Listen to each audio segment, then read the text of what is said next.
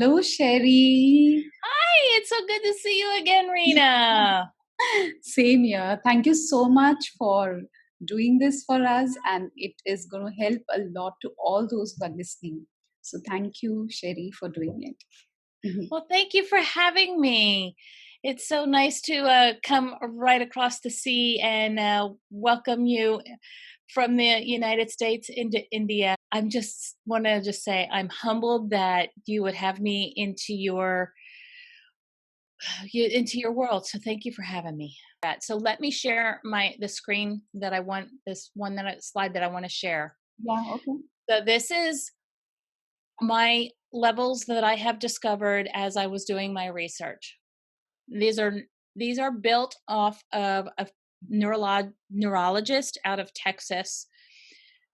Foundationally, the sensory piece is always first, motor piece is second, but the sensory and the motor kind of are together, but you definitely build your sensory first and your motor is second. So the very bottom left is visual spatial dysgraphia, and that's the sensory pieces, your visual connections with what's on the paper. Motor dysgraphia is the actual motion of your hand and being able to write it. Memory dysgraphia, I talked a lot about the emotional memory. Those three levels are very much the biomechanical pieces of getting that neurological development to work together. So if you have gaps in that whole foundational level, you're going to have illegible handwriting, and it's going to be, we're not even going to need to talk about speed because it's just going to be illegible. Okay. So then we move up to that middle level, and that's where we really start to incorporate language. And that's what I call the language level of dysgraphia, where you're trying to put words and sentences together. Some kids just can't do it. Some kids are spelling the word please, P-L-Z. They're spelling compound words. They just don't get it. Like the word schoolhouse or doghouse, they just don't get it. Words like enough, they just do not understand. So E-N-U-F. So if you actually spell it like it would look like in the dictionary on how to pronounce this word, Yeah. E-N-U-F. Okay. What I've done is I've taken the word and I've gone, okay, so how can we help kids spell it better? So I've taken a piece of their body, because that's always with them, and I've connected that to a motion. So in this case, the word enough is E, which is I, N, nose, O, open mouth, U, under the chin, which is like the shape of a U, G, give me your hand, H, high five. So I've created an entire alphabet based on that. And if a kid is really struggling with understanding word, we work on the body sentence alphabet, is what I called it. Oh. Okay. So with sentence formation, kids don't understand sentence structure. As an occupational therapist, I'm like, that's really a speech therapy thing. How can I help? And what I'm starting to do with kids is taking the parts of speech and just giving them a sentence and having them highlight. Not that I'm actually teaching them anything. I just want to know what they know. So if it's a noun, we're always coloring it blue. If it's a verb, we're always coloring it red. And then we work on the pronouns and the participles and all the other parts of speech, and get it much more confusing over time. But really trying to help kids just be able to identify. So it's just like back at the sensory piece. If they can't identify a letter, they can't recognize it, they're not going to be able to write it. It's the same thing with sentence formation. If they can't recognize the parts of speech, how are they going to put sentences together in the right syntax? And if they can't put sentences together in the right syntax, they're not going to be able to cognitively engage. And that's where paragraph formation comes in.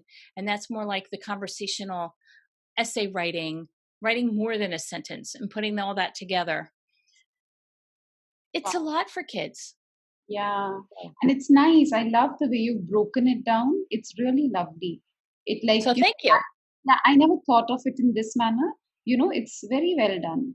It's beautiful. Well, thank you. Thank Yeah. you. It took several years of tweaking that trapezoid to get it to look the way I wanted it to. So again, that's the biomechanical, language, and then cognition. So the biomechanical is the whole sensory motor memory connection. The language is words and sentence formation, and paragraph is when you kind of put it all together and become creative at your ability to write. Yeah. So if the child is not at the base, how would he even do and go to the paragraph? That makes it so much more, like it makes a lot of sense, basically. It makes yes, it has totally revolutionized the thought of some of the OTs that I work with. So I have this story. I had one of an OT take my course. She read my book. She took my course last August.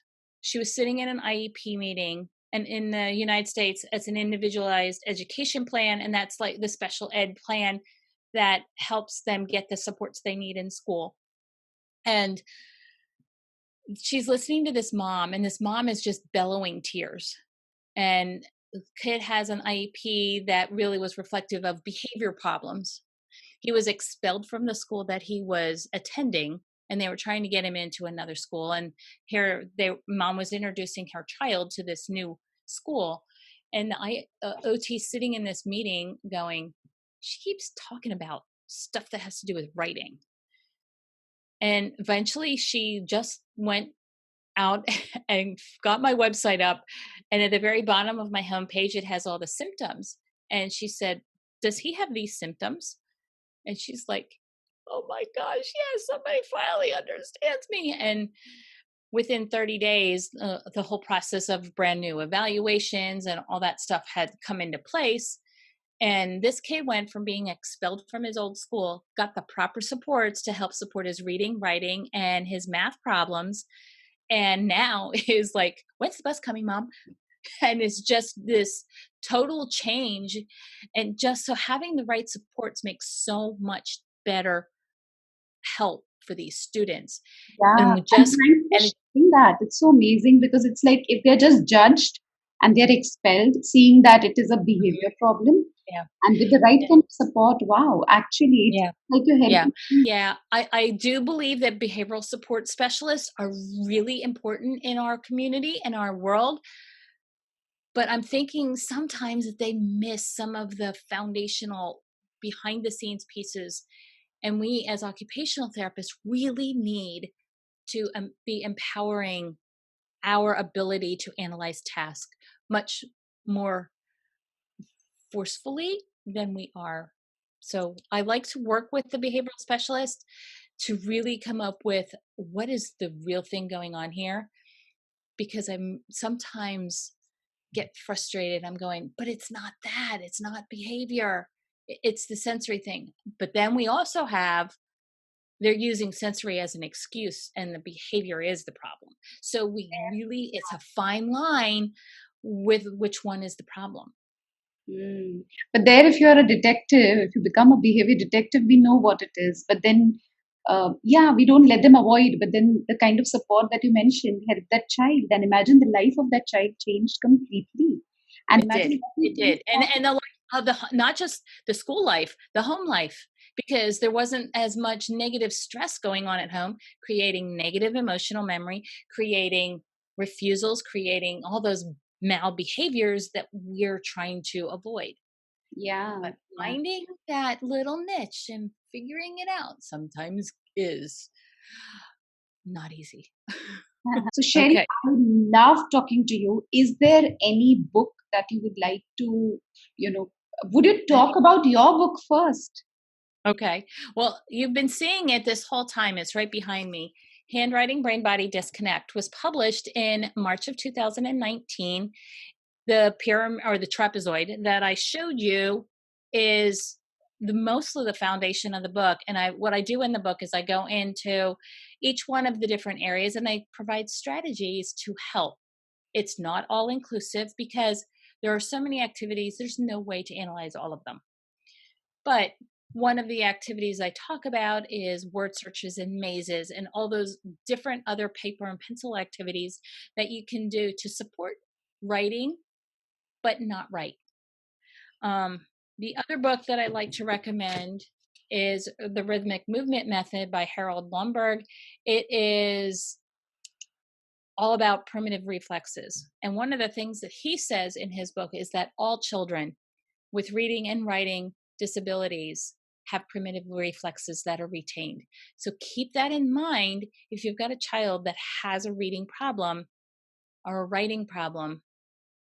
Find an occupational therapist that specializes in primitive reflexes and have all of them, not just the Moreau, the ATNR, and the STNR. Have all of them looked at.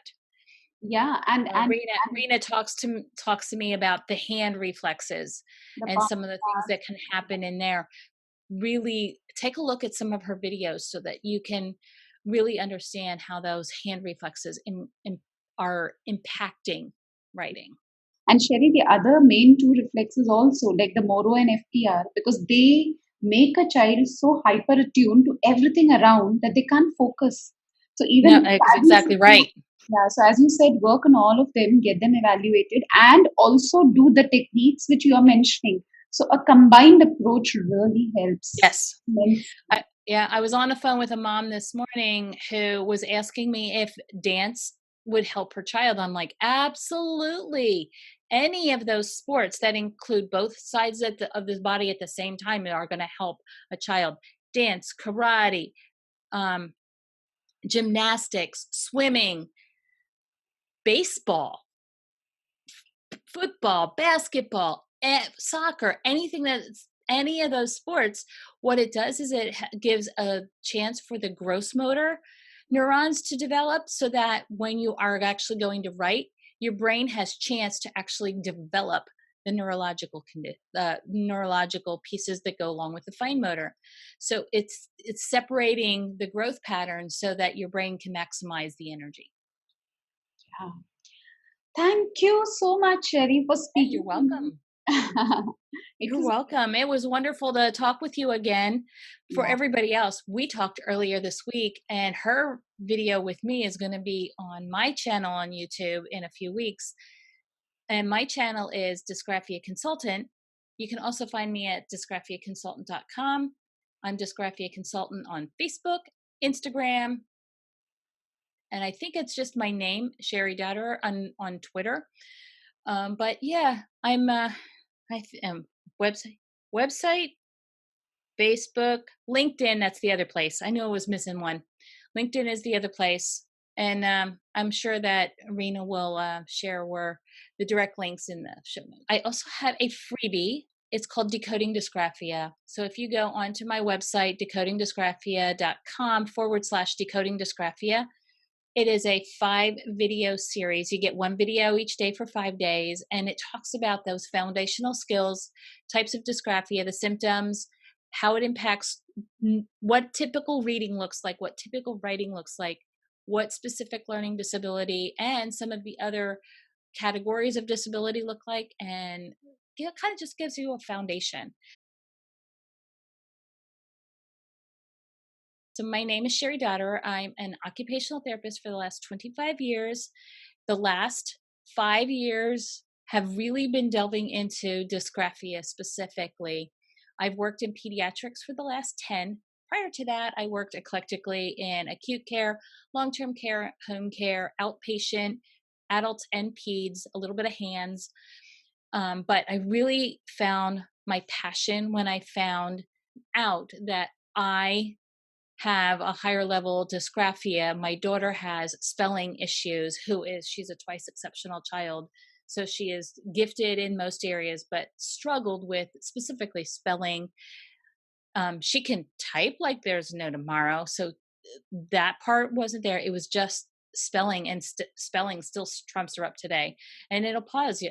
You get stuck, and then you lose what's going on around you because you're stuck on that piece.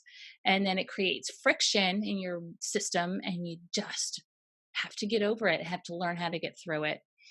So I was fired from several jobs along the way because I just struggled with my conversational approach to writing documentation. It took me to find the gift of being able to write freely and flow it, write a book, to be able to get through my dysgraphia and be able to share that with other folks around the world. Specifically, now at this point in time, I have a small number of people, all of, no, most of them are occupational therapists. I have one that is a dyslexia specialist who have been certified as dysgraphia specialists, and they the course is based on my book, but it goes into much more detail. It takes several hours to complete it every week. You get drip the course, which means you get like one little piece of it over 8 weeks. And when you're done, you have a good foundation of what dysgraphia is and how to implement activities in the classroom.